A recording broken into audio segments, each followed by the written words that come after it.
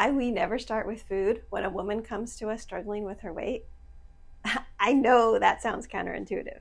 You come to a dietitian with a weight concern and she does not start with food. But if you've been following this series, you understand why. The metabolic environment has to change before food changes produce the results you're looking for. And the metabolic environment starts with the nervous system, not the plate.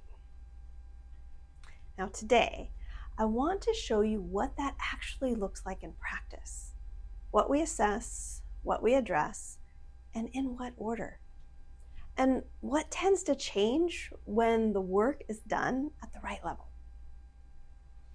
Now, a comprehensive metabolic assessment at Santosha Wellness is not a diet history and a weigh-in.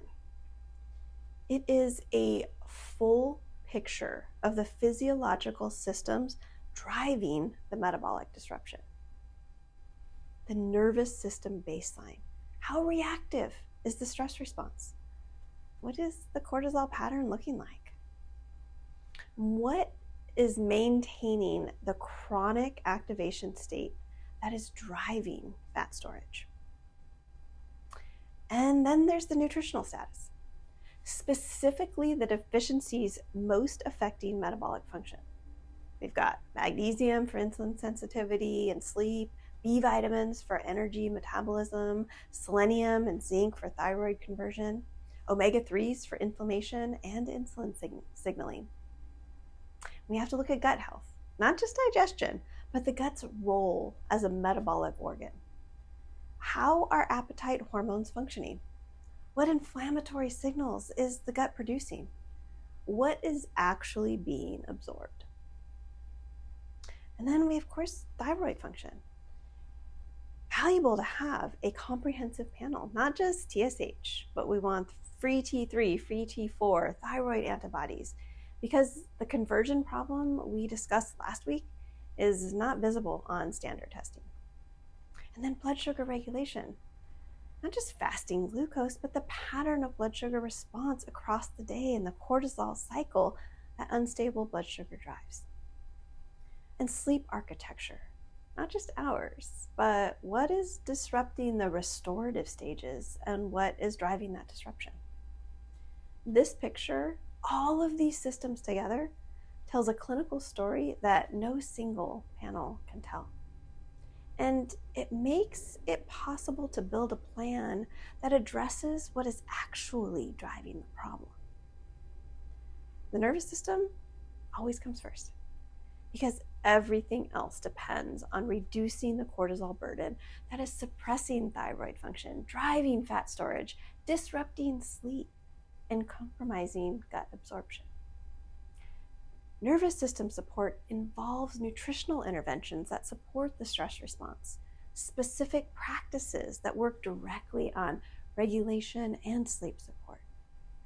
When the nervous system begins to regulate, you start to see early changes in sleep quality, digestion, and energy within 4 to 6 weeks. Now, nutritional restoration follows as gut function improves and absorption increases. This is when the targeted supplementation to address specific deficiencies becomes most effective. And when dietary changes to support blood sugar stability have their greatest impact. Not because the food changes are different from what they would have been before, but because the body is now in a state where it can actually use what is being given. Thyroid support runs in parallel throughout. Nutritional support for thyroid conversion, reducing the cortisol that is suppressing conversion, and where pharmaceutical thyroid support might be indicated, that's a conversation that we want to connect you with a prescribing physician for. Now, movement is introduced and increased gradually, matched to where the body is. Resistance training to maintain and build muscle, gentle aerobic movement that does not generate significant cortisol. As the underlying physiology improves, exercise intensity can increase. Now, most women notice the first changes in sleep and digestion. These are the systems most immediately responsive to nervous system regulation, better sleep quality, less digestive discomfort. more consistent energy throughout the day. Over the following weeks, blood sugar stability tends to improve. The afternoon energy crashes that many perimenopausal women experience, they reduce. Appetite regulation becomes much more consistent. And those cravings for high-calorie foods that cortisol and blood sugar instability drive, those tend to diminish. And metabolic changes in body composition, weight distribution, and weight itself, those follow more gradually. 3 to 6 months is a realistic timeline for meaningful and durable metabolic change. This is not because the approach is slow. It's because it's building the underlying physiological foundation that makes change last. This is a restoration, not a quick fix. And the changes that come from restoration are more durable than the changes that come from restriction and effort, because they address the root rather than the surface. Now, I'd like to close this series with something that I say often. Stop trying to out-discipline your physiology. The problem is not your willpower. The problem is the environment your body is trying to function in.